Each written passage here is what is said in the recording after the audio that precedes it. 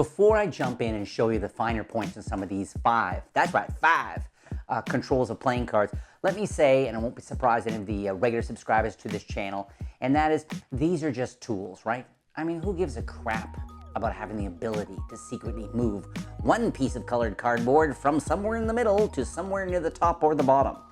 It raises serious existential questions is what it does, okay? However, so treat it as a tool. Don't get too caught up in the machinations of it. It's what you do with it. What kind of trick, what kind of magic moment, what kind of emotion, what can you do in a situation, what kind of excitement can you bring? Dare I even say it, what kind of story or message or primary idea can you bring to your performance? That's what matters.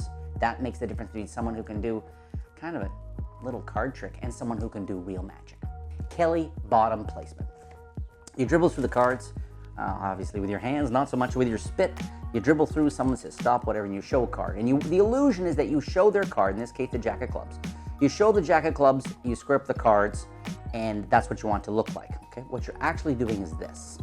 I'm holding it, as you can see, with the fingers curled, particularly the second and third fingers curled.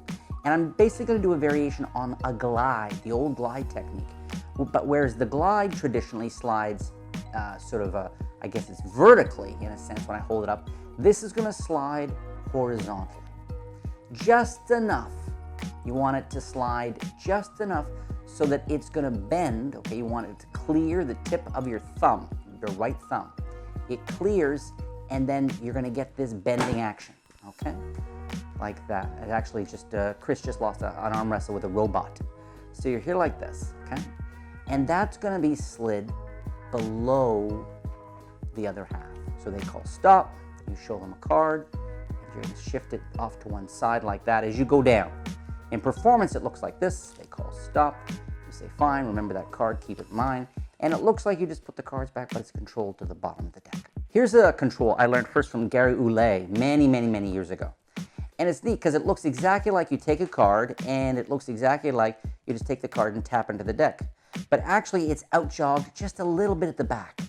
If you make sure that the cards, and notice I do the shimmy, because you don't want the cards, if you hold them too tightly, if you smack this, it's not going to come out the back. You want to have kind of a loose grip so that when you tap that, you can just see it there, okay?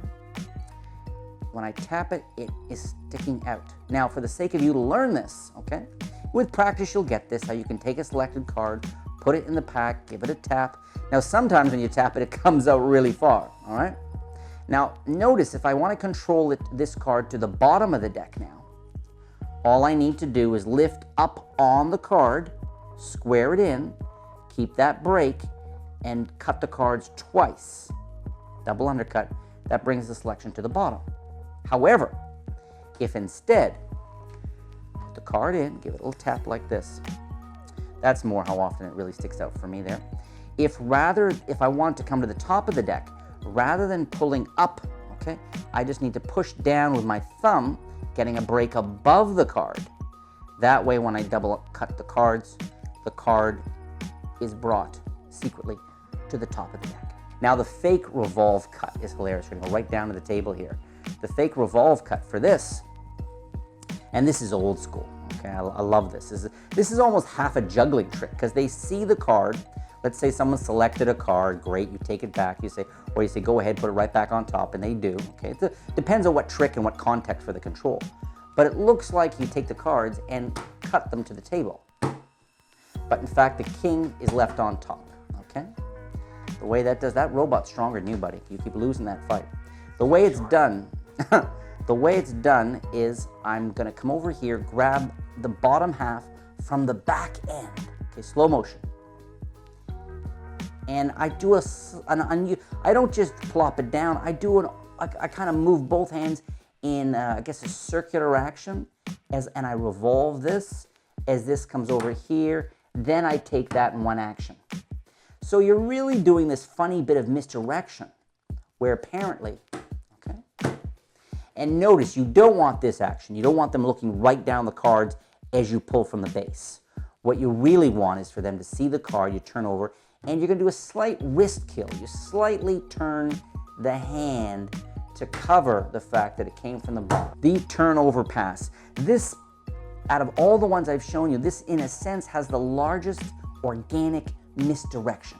So you'd think in that regard it's the easiest to get away with, but in fact it's not. You really have to watch your angles here. You want it to look like a selected card is put in the middle of the deck, right? You square up the cards and you just turn over the deck, turn it back over and put the cards down or whatever. And typically what I would do is when the card goes back, I turn over the cards and maybe say, remember, you could have taken any card, and then square them like that. So it motivates, you turn them. Remember, you could have taken any one very casually and you turn them over. That's sort of the presentation I use with it. The technique is old school kind of classic pass land where you're doing this. Okay? You show the king of hearts, okay? You use the edge of the spread cards. I'm going to put the cards together, keeping a break with my pinky. Okay? As I turn over the cards, I'm actually going two different revolves. First, down here, I'm doing this. Okay? The left first finger and these fingers, left first finger curls up underneath. It revolves those, pivot those over, trap between the three fingers and the first finger. Okay? And as that's happening, the right hand is going to turn over its cards. The right hand turns over its cards literally just after. So here's the exposed angle. I'm going to do it very slowly. And again, revolve as soon as that packet clears. As soon as they clear, this dips and the whole thing finishes with the first finger pushed down. It's slightly pronounced when you're first learning it, but with practice, okay? So let's see here. So I did it there, and I did it there, and I did it there. Okay, so it can look quite good, but notice you don't want to hold your hands here. If the angle's the camera, this is going to flash. They're going to see what just happened there. But as I move the hands down and aim the top of the deck, the front of the deck towards the floor, it becomes much harder to see anything except the guys turning over the cards. Maybe when you turn them over, you're squaring the cards a little bit too to cover it. Convincing control. Convincing control. It's been credited to Marlowe, and Simon Aronson, I know, had a bit of a handling point on it as well. It's a beautiful move. I've shared it before on this channel, where you can see the king, and it looks exactly like you just lower your hands down, and in lowering your hands down from this position down to this position, you actually switch the king for the card that's above it. All right? Was it above it? Yeah. So the technique on that is I'm coming up here and I'm showing you this card. But my left thumb is actually going to be holding not onto the corner of this, but the card above the selection, the bottom left-hand corner is going to nail it in place there. And the right fingers are going to slide the selection to my right.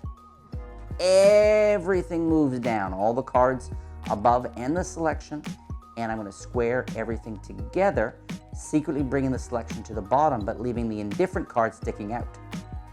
Okay? Performance, they touch a card. You come up, you show them the card. It all happens, and you don't want to go slowly. You don't want to go quickly. A nice steady down, and in coming down is when you do the switch. This is definitely a mirror practice control, okay? You'll be able to square it in, everything looks so fair, but in fact you control it to the bottom of the deck.